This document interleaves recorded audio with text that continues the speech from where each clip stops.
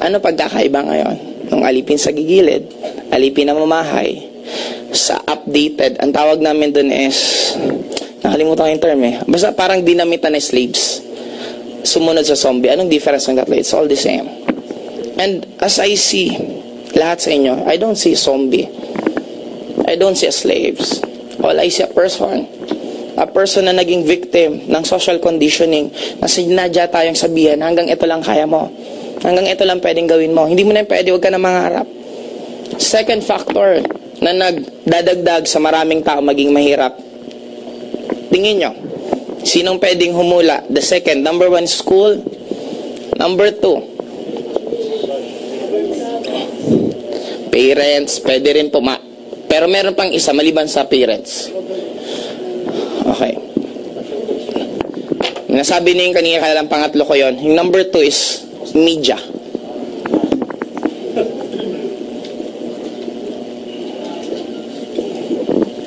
Ang dami pong palabas na walang kakwenta-kwenta. Nanonood ka ng PBB. Anong meron doon? Aabangan mo yung mga buhay-buhay nila. Anong meron doon sa'yo? Tuwan-tuwa ka manood. Scripted naman lahat yon. Tapos sometimes kung anong gusto nilang pasikatin, yun ang papasikatin doon. Meron dating member ng PBB, member ng AIM na galing PBB.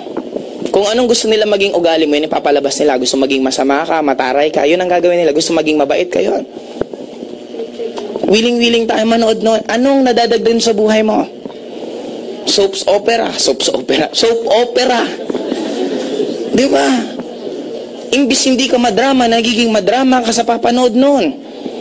Tama, nananahimik kayo, maganda gising mo, nanood ka, mamamatay yung bida, nalungkot ka tuloy. Imagine, tuwan-tuwa kang ginaganon mo sarili mo, imbis wala kang problema, magdadala ka ng problema ng... Guys, maliban sa media, ano pang tinutulong sa media? Kinokontrol. May pag-uusapan po tayong isang pinaka-famous person. Marcos. President Ferdinand Marcos. Pag sinabing Marcos, anong papasok sa isip ninyo? Diktador. Masamang presidente. Napaka-worst na president. But pag-usapan po natin facts. Ferdinand Marcos, siya po ang gumawa, siya mga project niya, ang Philippine Heart Center, Philippine Lung Center, Philippine Folk Art Theaters, ang dami po. Siya rin naman po ang nagpagawa ng National Road, San Juanico Bridge. Nung si Marcos pa po ang presidente that time, ang dollar is 2:1. 2 pesos is equivalent to $1. Nung si Marcos pa po ang presidente, Asia is the top second most powerful at mayaman na country nung panahon niya.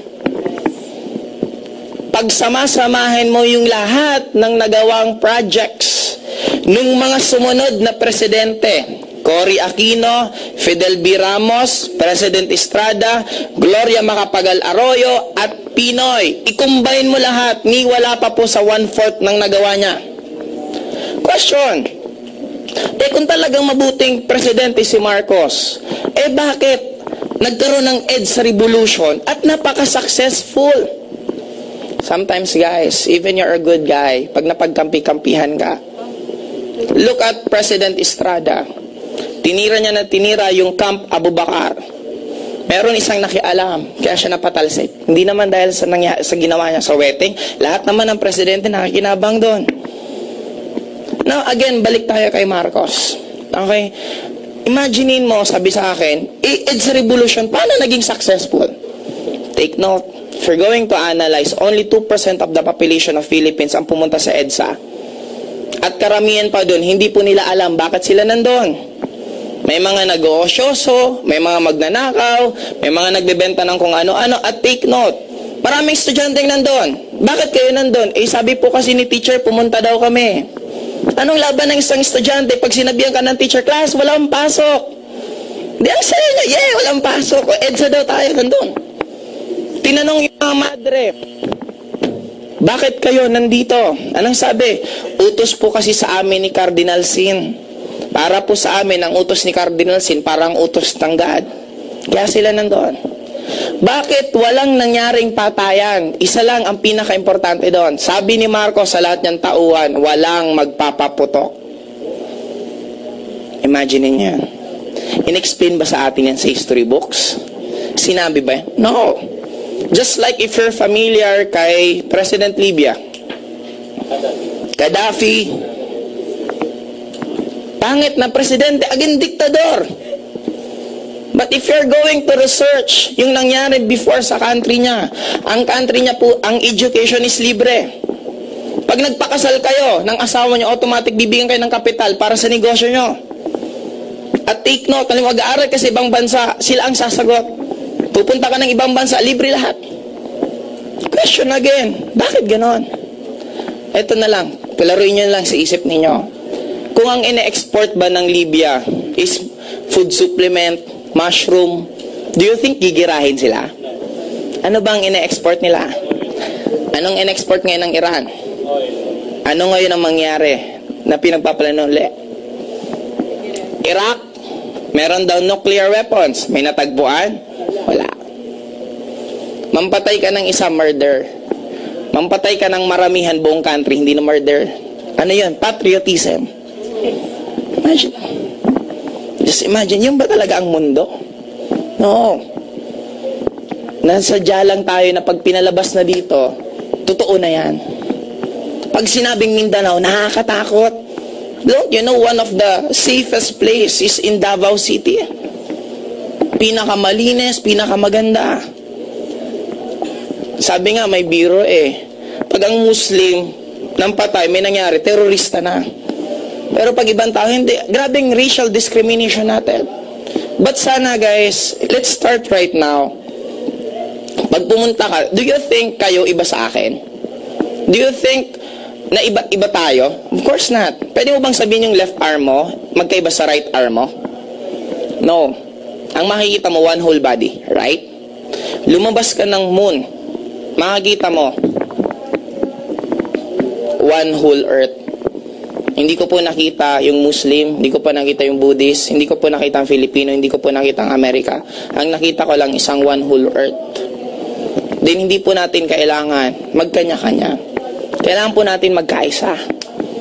Kailangan po natin magising po tayo sa katotohanan na marami pong ginawa sadyang nilalagay sa atin para makontrol po tayo. Maliban sa media, ano pang tingin yung iba? Parents, ano pa? Ito, site example, gaano kagaling mag-control to. Would you imagine ang tubig bibilhin? Nagkaroon ng news. May isang tao na tagpo ang patay sa supply ng tubig. After nun, nagkaroon ng amoeba outbreak, cholera outbreak, ang daming sakit. Biglang, tan-tanan, merong hero. Sino? Si dispenser. Pansinin mo lahat tayo ngayon, binibili mo ng tubig. Tinakot ka muna ng tinakot. Anong nakadrawing sa tubig na binibili mo? Fountain. Magandang lugar. Hindi naman galing yun dun tap water pa rin galing yung biniinom mo. Do you see paano tayo nakakontrol? Kasi we're so fanatic about this. We don't again analyze. We just follow things kasi ginagawa ng karamihan, sinusunod ng karamihan. Now, it's about time to start again. Number 3. Guess.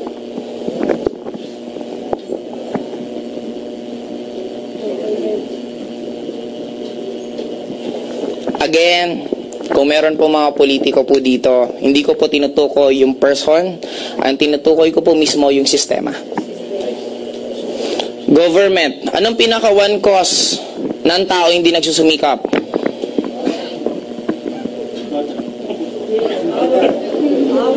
Anong binabalik sa'yo niyan? Umasa ka na lang, nayayaman ka dahil sa tama mo sa numero? Don't you know na mas mataas yung rate na masagasaan kapag pauwi mo galing sa pagtaya ng loto kaysa manalo ka sa loto? Actually, meron ng isang survey na mas mataas yung chance mong tamaan ka ng kidlat kaysa manalo ka sa loto. And take note, after winning in the loto, anong matututunan mo? Wala din. And mauubos mo rin yung pera mo in the long run. If you want to become rich, huwag mong dayain. Huwag ka mo dito. Marami nga akong tanong pagdating sa mga batas natin sometimes. Masama ang droga kaya bawal, nagkokos siya